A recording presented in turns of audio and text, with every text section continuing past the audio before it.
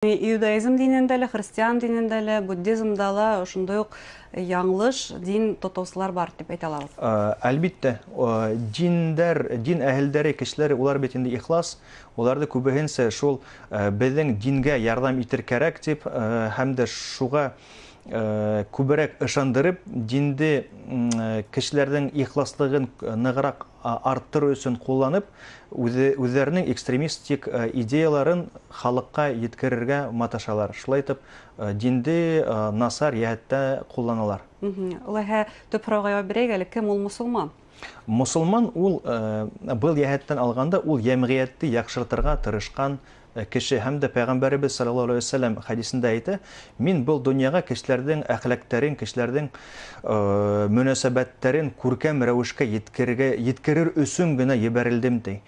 Без аңларга тиешбез, безнең Пәйгамбәр алейһиссалату ва саллям үзенең җәмгыятендә килеп Пәйгамбәр һәммәк миссияһын, үзенең ролен үтәй башлаганда, душмандары барлыкка килә. Шул ук үзенең якындары, үзенең дуслары ла уга каршы булалар.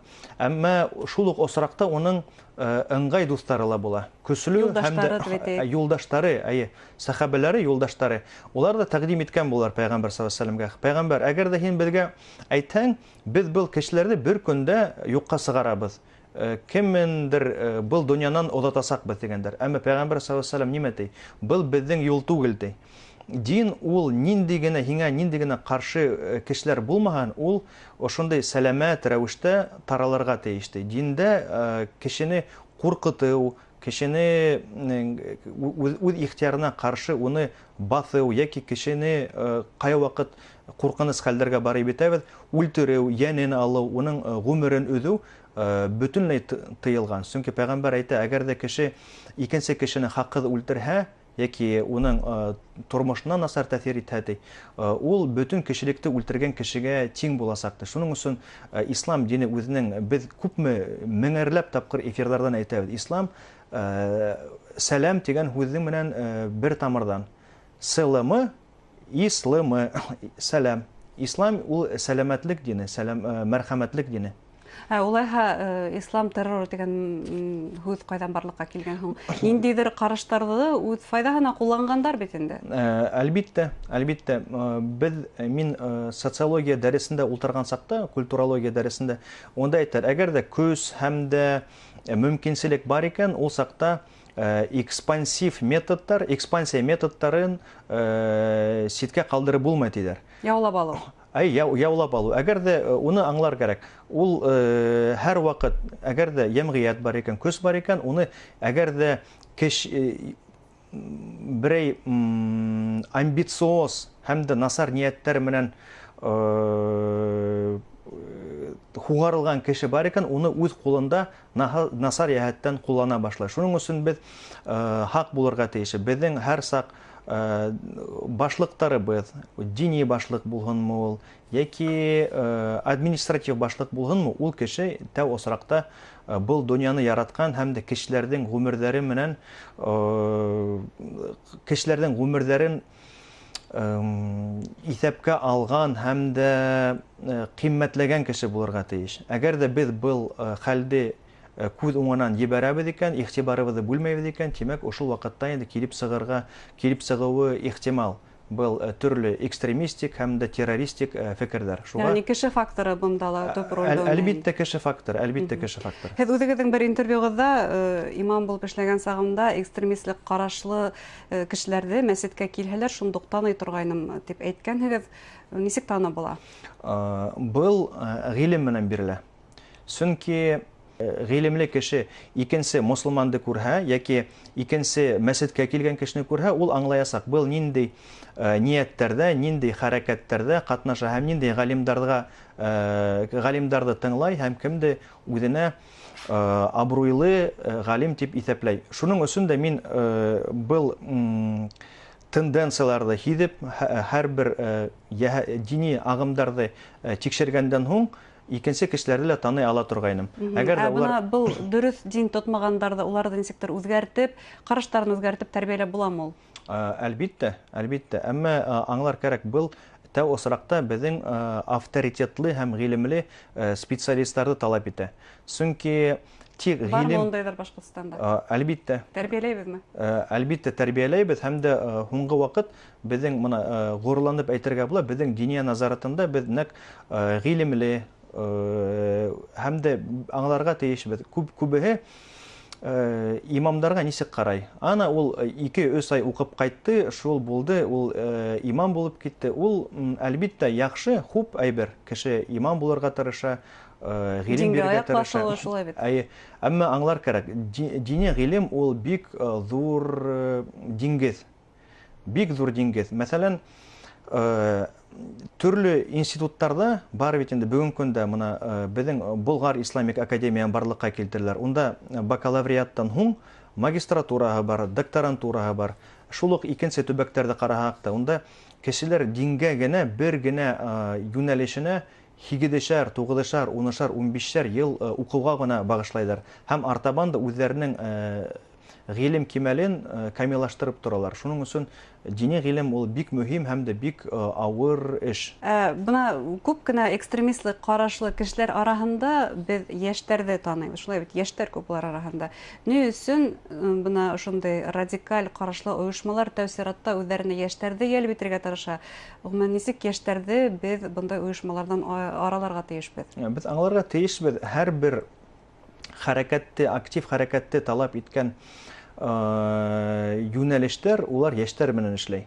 Шул ук моны спортта ла яшьтәр катнаша, яки җәмгыять һәм сәясәт эшләрендә лә күбеһенчә амбициоз кешеләр ул яшьтәр. Ул яшьлектең үзенең бер һыдаты, ул активлык, ул максимальлек. Чөнки яшь кеше ул ихлас кеше, ул бөтә дөньяны үзгәртергә тырыша. Компромисс табуы кыен. Шуның өчен яшьтәрне кулланалар инде төрле тармактарда, диндә генә түгел, төрле юнәлештәрдә лә яшьтәр кулдары менән күп эшләрдә башкаралар. Шул ук моны безнең большевикларның идеяларында яшьтәр тормышка ашыра бит инде. Димәк, без уларга, бундай радикаль оешмаларга ниндидер альтернатива тәкъдим итәргә тиешбез. Буна мәктәпләрдә хәзер дин нигезләре укытыла башлана. Буна ошо дәресләргә һәм карашыгыз нисек?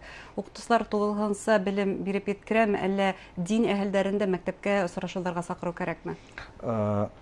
Мин уйлайм, дин әһелдәрен күпме сакырһак та ул барыбер етмәй.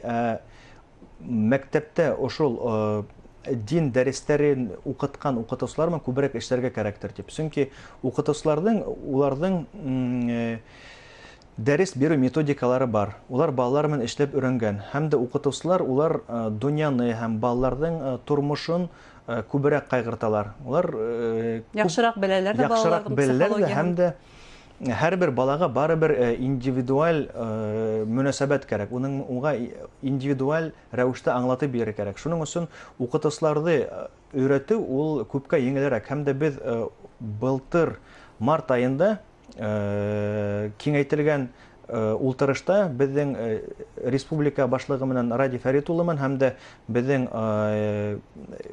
министр образования менән ошондай ултырышта нәкъ ошо һорауларны карап үттек. Һәм дә киләсәктә без нияттәр куйдык. Ошо укытучылар менән повышение квалификацияларында дин әһелдәре, дин галимдары катнашасак һәм дә укыту материалдарында ла без катнашасакбыз. Мәктәпкә генә япарып калмаскалар бу тәрбия эшен, гаиләләр шундый ук тәрбия эше алып барылырга тиештер.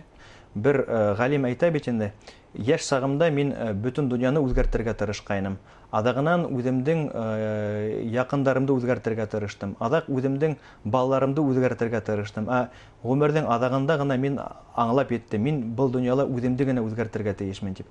Шуның өчен кеше вакыт менән, гыйлем менән генә аңлай башлай. Кеше иң беренче осракта үзен үзгәртергә тиеш. Ул мәрхәмәтлек тудырырга тиеш үзендә, икенче кешеләргә карата. Шуңа ла яшьтәргә аңлатырга кирәк. күбрәк улар менән мөхәббәт телендә һөйләшер кәрәк. Ысынлап та безнең балаларыбызга ата-әсәләре ягыннан, якындарынан мөхәббәт итмәй. Әгәр дә уларга мөхәббәт менән мөнәсәбәтте корганда, уларда ниндидер бер уҫаллык кәмерене, улар икенселәргә лә матуррак карай башлардар ине. Һәм дә статистика күрһәтә бит инде, әгәр дә бала менән ул тулы гаиләлә, камил гаиләлә, ата-әсәһе араһында яхшы мөнәсәбәттәре булган гаиләлә, ул балалар күберәк уңышлырак ғүмердә лә һәм дә үҙҙәренең карьераларында ла. Әгәр дә беҙ күрәбеҙ, атаһыҙ үҫкән йәки әсәһеҙ үҫкән йәки ғаиләлә проблемаларда үҫкән бала, нәҡ ошо кешеләр теләһә ниндәй экстремистик идеялар йәки террористик идеяларға менән һуғарылып, насар эштәргә, насар хәлдәргә дусар булалар.